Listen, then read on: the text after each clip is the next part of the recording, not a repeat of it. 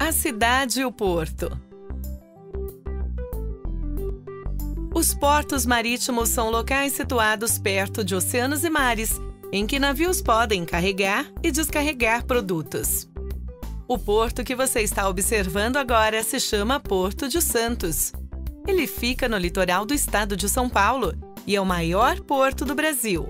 Por esse porto passam produtos como soja, milho, açúcar e café, que estão saindo do país, ou seja, são exportados para serem vendidos e consumidos em outros países. E outros produtos como carvão, trigo e sal, que estão chegando de outros países, ou seja, são importados para serem vendidos e consumidos internamente. Mais de 100 milhões de toneladas de mercadoria passam pelo porto anualmente. O porto é o local de trabalho de muitas pessoas e é essencial para a movimentação da economia e o abastecimento do país. E ele também possui uma história.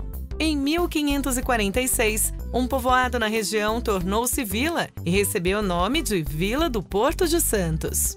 Ou seja, o porto já existe há mais de 480 anos. Mas a modernização e a expansão desse local começa com a chegada de uma ferrovia. A Ferrovia Santos-Jundiaí começou a ser construída há mais de 150 anos. Ela buscava conectar o interior de São Paulo ao Porto de Santos. A razão é que era necessário transportar o café produzido em locais que não tinham saída para o mar até o porto, de onde navios partiriam com os grãos até outros países.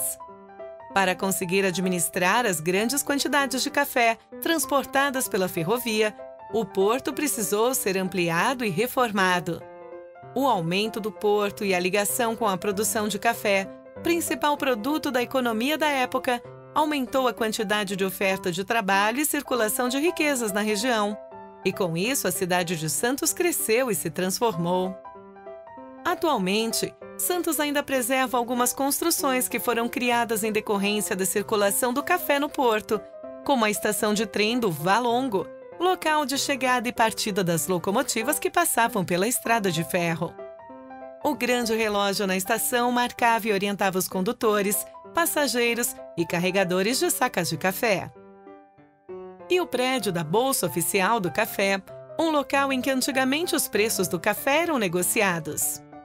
Hoje, é o espaço do Museu do Café, um local que reúne no seu acervo documentos e memórias sobre o produto. A fachada e o interior luxuosos do prédio da Bolsa demonstram que as pessoas que ali negociavam possuíam uma condição de vida muito diferente daqueles que trabalhavam carregando café nos navios, como ex-escravos, e daqueles vindos de outros países e que também chegavam ao Porto de Santos para trabalhar nas fazendas de café, os imigrantes. Cerca de 2 milhões de imigrantes tiveram esse porto como a primeira locação que conheceram e vivenciaram a quilômetros de distância de suas terras natais. Na antiga Bolsa do Café, também se pode encontrar um vitral feito por Benedito Calixto, em que vemos a representação do Porto de Santos.